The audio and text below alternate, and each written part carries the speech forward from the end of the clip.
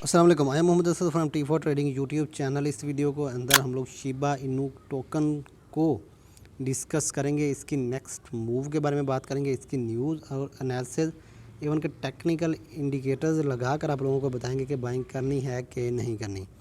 So first of all आप लोग इसको ओपन कर लोगे, इसका चार्ट अपने ओपन करके अपने चार्ट को रीड करना है।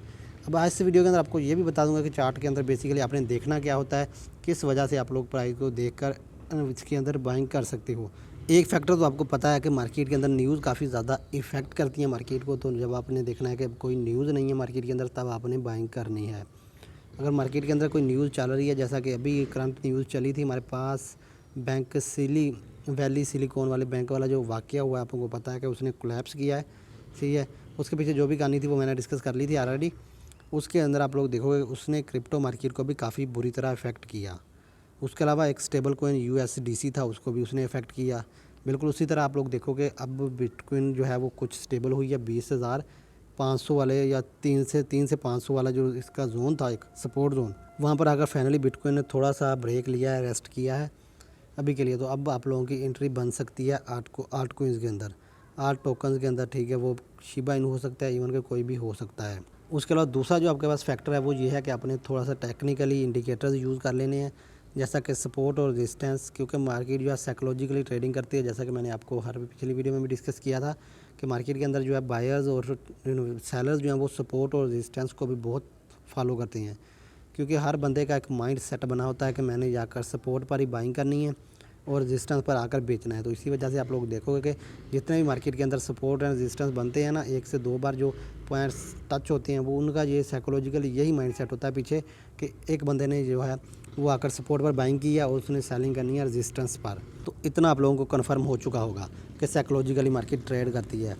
अब अगर इसकी बात करें, इसके हम लोग शिबा इनू टोकन के चार्ट को लेकर, तो यहाँ पर आप लोग देखोगे ये जोन जो है इसके लिए काफ़ी इंपॉर्टेंट है, ये वाला। अभी जो जहाँ पर करंट प्राइस पर ट्रेड हो रहा है, इससे नीचे आप लोग देखोगे यहाँ पर इसकी एक सपोर्ट बनती है, जहाँ पर इसने इसको सपोर्ट बनाया है। फिर इसका जो ऊपर रेजिस्टेंस है ये रेजिस्टेंस है। अभी आप लोग देखोगे अगर आप लोग इस सपोर्ट पर दोबारा अभी आता है ना, ये टोकन जैसे अभी ट्रेड हो रहा है ऊपर 1 डे के टाइम फ्रेम पर, सही है। थोड़ा सा आप लोग इसको जूम करोगे, ये देखो, सही है। यहाँ पर अगर आप देखो तो ये 0 पॉइंट आपने लगा लेने हैं यहाँ पर 50965, ये एक जोन बना हुआ है इसका।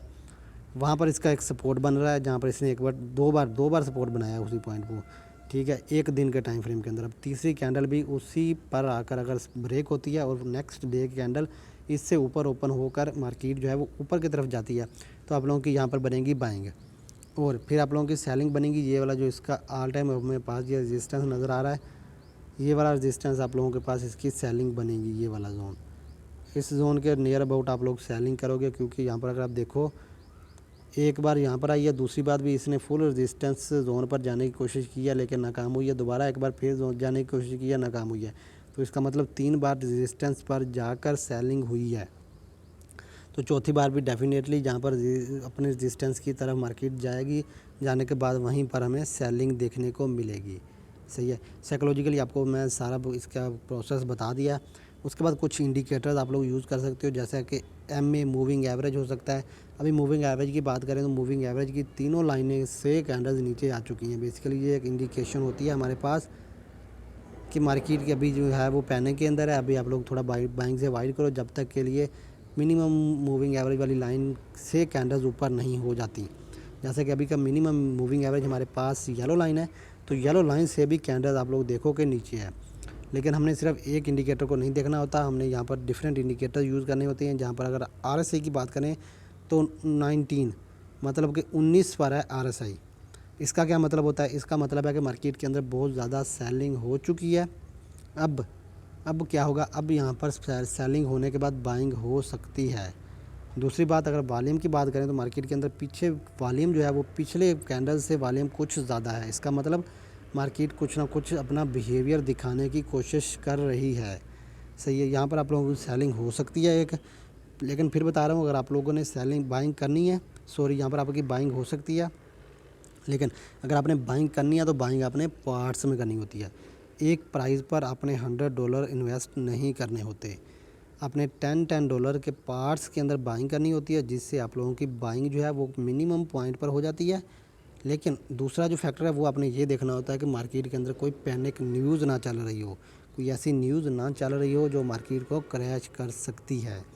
अब मार्केट थोड़ी सी स्टेबल हुई है तो अब ये सिनेरियो आप लोग यहाँ पर अप्लाई कर सकते हो कि $10 करके ना इसको शिबा इनू को पार्ट्स के अंदर बाइंग करो इसकी। जैसे आप लोग पार्ट्स के अंदर बाइंग करोगे आपकी बाइंग रेंज कम से कम हो जाएगी, जिसको हम लोग DCA बोलते हैं, डॉलर कॉस्ट एवरेज, कि आपकी एवरेज जो है वो बाइंग की कम से कम हो जाएगी। इवन को आई होप कि आपको ना एवरेज निकालनी आती होगी कि अगर 10 बंदे हैं, उनका किसी का वेट 50 किलो है, किसी का 40 किलो है, किसी का 30 है, किसी का 100 है, किसी का 80 kg है, तो हमने वहाँ पर एक एवरेज निकालनी होती है, ठीक है, जहाँ पर सबको हमने कैलकुलेट करना होता है और जितने भी बंदे होते हैं उनको उस पर डिवाइड कराना होता है, तो एक हमारे पास एवरेज आ जाती है।